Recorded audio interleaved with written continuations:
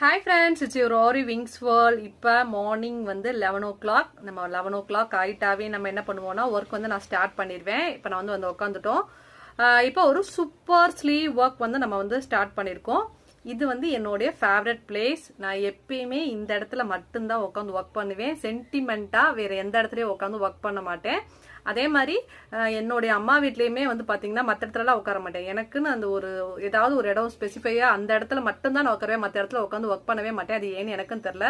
இந்த இடத்துல உட்காந்தா தான் எனக்கு கொஞ்சம் ஒர்க் வந்து பண்ணுற ஃபீல் இருக்கும். மற்ற இடத்துல நான் உட்காந்து பண்ணவே மாட்டேன். மேபி உங்களுக்கும் அந்த மாதிரி இருக்காங்கிறத வந்து கமெண்ட் பண்ணுங்க.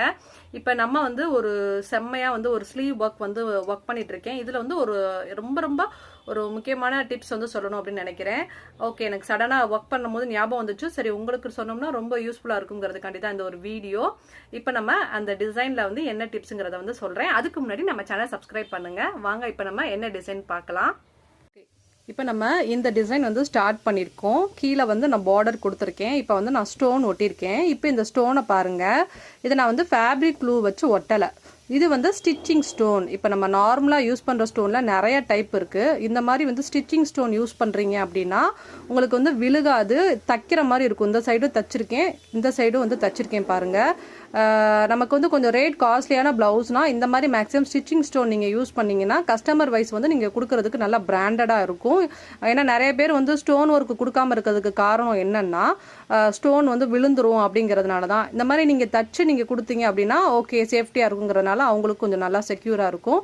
ரெண்டாவது டிப் என்ன அப்படின்னு வந்து பார்த்தீங்கன்னா, இப்போ நம்ம நார்மலாக திலகம் ஸ்டார்ட் பண்ணும்போது பிகினர் என்ன பண்ணுவாங்கன்னா கீழே ஸ்டார்ட் பண்ணுவாங்க, சைடில் ஸ்டார்ட் பண்ணுவாங்க, லெஃப்ட் சைட் ஸ்டார்ட் பண்ணுவாங்க. அந்த மாதிரிலாம் வந்து நம்ம சுகர் பீட் வந்து ஸ்டார்ட் பண்ணக்கூடாது. எப்பயுமே இந்த கார்னர் இருக்கு இல்லையா, இந்த கார்னரில் இருந்தது, அதுவுமே சென்டரில் இது பண்ணக்கூடாது. நல்லா க்ளோஸ்அப்பில் காமிக்கிறேன் பாருங்கள். இந்த கார்னர் சைடில் இருந்து அப்படியே ஸ்டார்ட் பண்ணி கொண்டு வந்து கம்ப்ளீட் பண்ணும். ஸோ அப்போ இந்த சைட்லேருந்து ஸ்டார்ட் பண்ணி கொண்டு வந்து கம்ப்ளீட் பண்ணால் தான் உங்களுக்கு அழகான திலகம் ஷேப் வந்து ஃபினிஷிங்கோடு வந்து உங்களுக்கு வந்து கிடைக்கும். சரிங்களா?